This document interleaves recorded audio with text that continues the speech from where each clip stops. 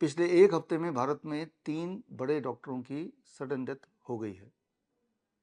Doctor Aditya Batra जो कि cardiologist थे, रोहतक के रहने वाले थे, director of his hospital, Holi heart hospital, अचानक मौत।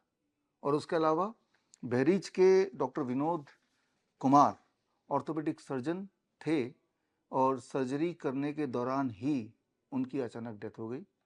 और तीसरे डॉक्टर, पिछले एक हफ्ते की बात कर रहा हूँ, 27 साल के डॉक्टर विनोद कुमार भिंड, इनका नाम भी डॉक्टर विनोद कुमार ही है, और इमरजेंसी डिपार्टमेंट में ड्यूटी के दौरान सडन डेथ। इनमें से किसी को भी बचाया नहीं जा सका, जबकि दो तो हॉस्पिटल के अंदर, वो भी इमरजेंसी या ऐसी जगह पे जहाँ पे हर तरह की इमरजेंसी फैसिलिटी होती है, वहाँ सारी इमरजेंसी फैसिलिटी के होते हुए भी CPR एक्सेट्रा करने के बाद भी इनको बचाया नहीं जा सका।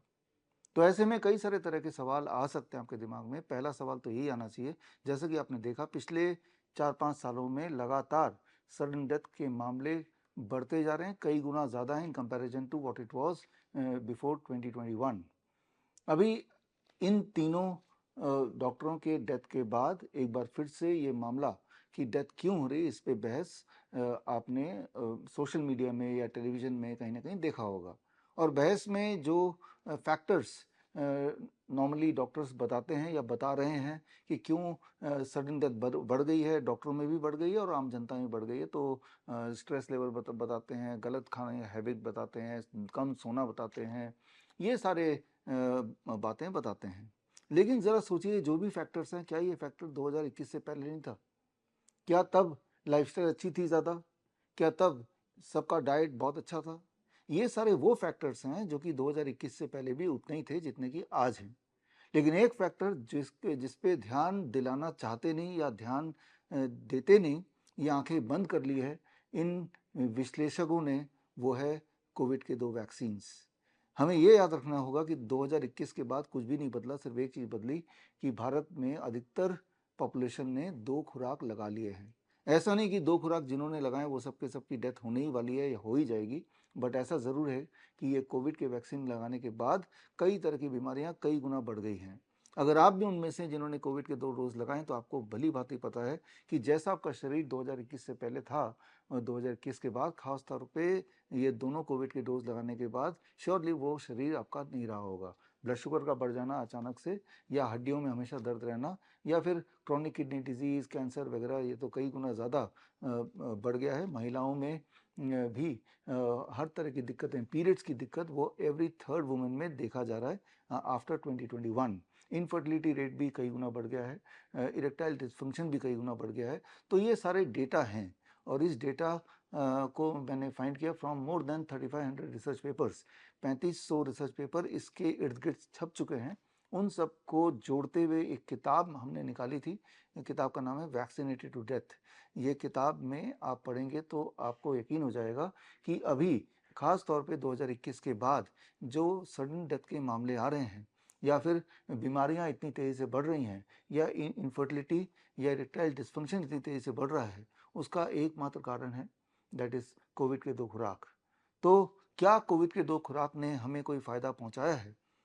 याद कीजिए, जो लोग मुझसे जुड़े हैं 2020 या उससे पहले से जुड़े हैं, आपको ध्यान होगा 2020 में ही, जबकि ये कोविड के वैक्सीन नहीं आए थे, तब से मैं बताता आ रहा हूँ through my books, through press conferences, या फिर इस तरह के वीडियोस के माध्यम से या मेरे सेमिनार्स के माध्यम से, कि कोविड के वैक्सीन आएंगे तो आप लगाइएगा मत।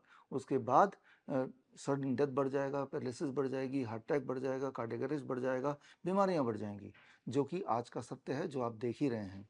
कई बार लोग बोलते हैं कि भाई आपने पहले क्यों नहीं बताया? पहले हमने भरपूर कोशिश की बताने की, जितने तरह के मीडियम हो सकते थे या हो सकते हैं, उन सब मीडियम तक पहुंचे। हम तो कोर्ट तक भी पहुंचे, और कोर्ट में भी एक केस अभी पेंडिंग है छत्तीसगढ़ हाई कोर्ट में, around this Covid and Covid के वैक्सीन के इर्द गिर्द जो केस है वो अभी हमारा चल ही रहा है। तो जितने सारे माध्यम हो सकते हैं, उन सारे माध्यम से आप तक हम पहुंचने की कोशिश कर रहे हैं।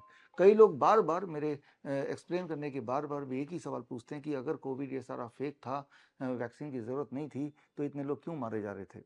इतने लोग मर रहे थे, मर वही रहे थे जो हॉस्पिटल जा रहे थे।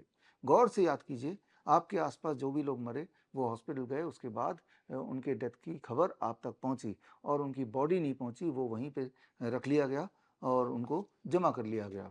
कारण ये कि उस वक्त जो मौतें हो रही थी, जो कि बाद में क्लियर होता चला गया, रेमडेसिविर, लेपनोविर, रेटनोविर, ये कुछ जहरीले दवाइयां हैं जिनसे मौतें हो ही जाती हैं। अगर हेल्दी इंसान को डोज ओवरडोज थोड़ा भी डाल दें तो वो मर ही सकते हैं। इसीलिए रेमडेसिविर उससे पहले भी बैन था और आज भी वो बैन है। कुछ दिनों के लिए उसको चालू किया गया था। जब ये भांडा फूटने लगा कि डेथ का कारण कोई कोविड नहीं है, डेथ का कारण ये रेमडेसिविर एक्सेट्रा है, तब ये दोबारा से बैन हो गया। इनफैक्ट कोविड का वैक्सीन भी बैन हो गया। और लेकिन सोच के देखिए, जब तीसरा डोज आया किसी ने क्यों नहीं लगाया? क्यों नहीं लगाया? क्योंकि सबके अंदर ये बात समझ आ रही थी, ये कोविड का जो वैक्सीन है ये अपने आप में एक खेल है।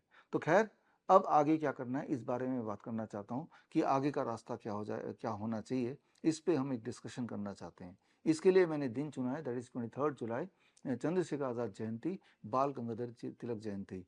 क्रांतिकारी दो ऐसे महापुरुष जिन्होंने भारत को आज़ादी दिलवाने में एक अहम भूमिका निभाई है।